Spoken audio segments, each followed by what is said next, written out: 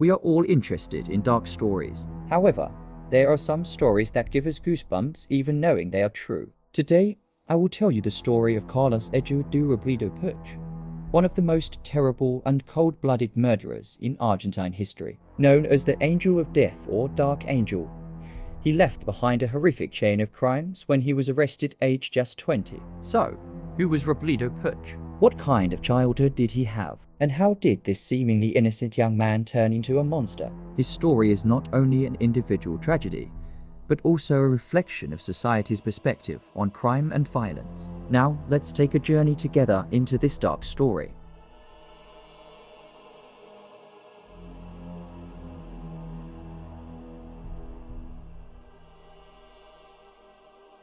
Carlos Eduardo Robledo Puch was born on January 22, 1952, in a quiet neighborhood of Buenos Aires. His family lived a middle-class life and held a respectable position in society. His father, Eduardo, was a tough but disciplined man. His mother was a woman who doted on her son and tried to protect him from all kinds of evil. However, beneath this loving family appearance lay a conflict. His father's authoritarian attitude made Carlos constantly feel under pressure, and his mother tried to protect her son from this pressure. These two opposing approaches caused deep wounds in Carlos' personality. Carlos, okalak elando ieni kapank biridi. Akadala onu genelaiko sesiz. Armagsla rindeki suk buklala hatliodu. Okulhaitanda ortolama bir rinsiyidi. Arma discipline saranlo yomaya balam. Seliko autoritai kar jelen tavla. Retman lerinin dikatiniak miti. During his teenage years, Carlos's environment began to change. He was now spending time with other troubled young people in the neighborhood and starting to commit minor crimes. He made his first theft attempts with his friends. These crimes were initially just a quest for adrenaline, but for Carlos, these were the first steps towards a darker future.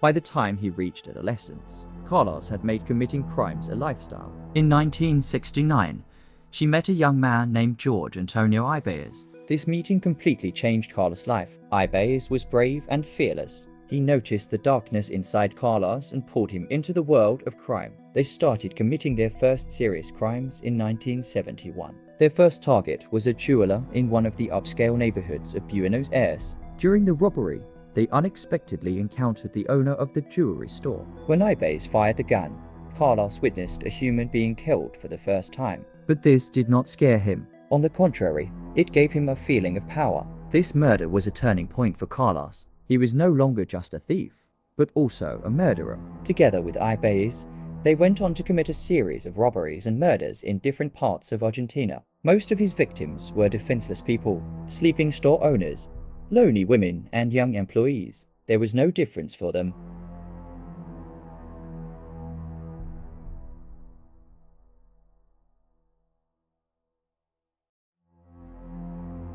Robledo Puch was responsible for 11 murders and countless crimes. However, the crimes he committed could not be measured just by numbers. Each of his victims revealed his cold-bloodedness and ruthlessness. For example, it is known that during a robbery, after shooting a young woman, he sat and looked around as if nothing had happened. It was a testament to how little he valued human life.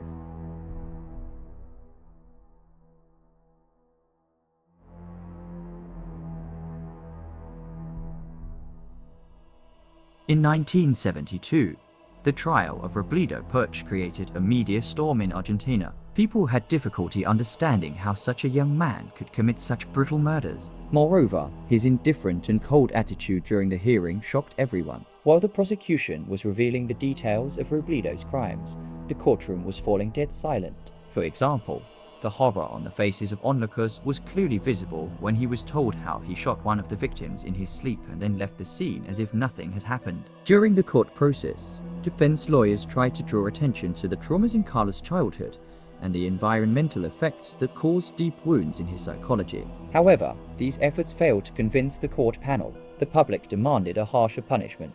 Protests were held in the streets. People wanted him to receive the heaviest punishment. Ultimately, the court found Robledo Puch guilty of more than 40 crimes in total, including 11 murders, 17 burglaries, attempted rape, kidnapping, and arson. He was sentenced to life imprisonment as the youngest and most horrific serial killer in Argentine history.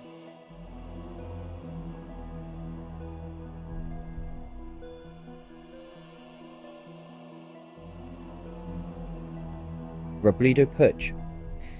Boy hapis zazda uptelton sonra buenos eriteki bir sezivin yaratirode. Ankek birada gedua ila onin indaha da karink bir nemin balingsid. Ilke ilanda hapishunadeki dia mokum lara sk admilara gurdi. Sesiz armatala kili yaps. Hem makamla hem digodi anla tedicin ediodu. Throughout his time in prison, he never expressed remorse for his crimes. On the contrary, he said he was misunderstood and that the media portrayed him as a monster. These explanations made him an even more mysterious and incomprehensible figure. It was reported that Robledo attempted to escape several times during his years in prison. However, none of these attempts were successful. In the 2000s, he requested parole more than once through his lawyers. However, these requests were rejected each time. His release from prison, he was still considered a major threat to the Argentinian people.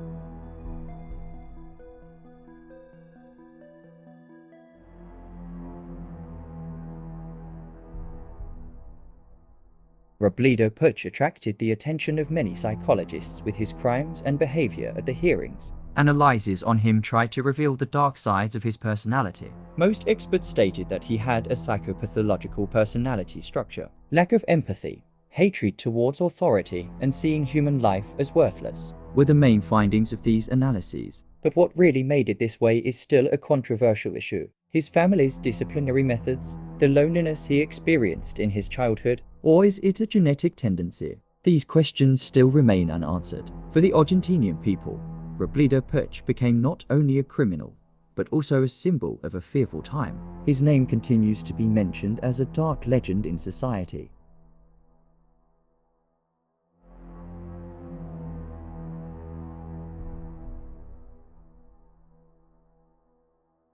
The story of Carlos Eduardo Robledo Puch reveals not only the dark side of a person, but also the impact of social dynamics on crime.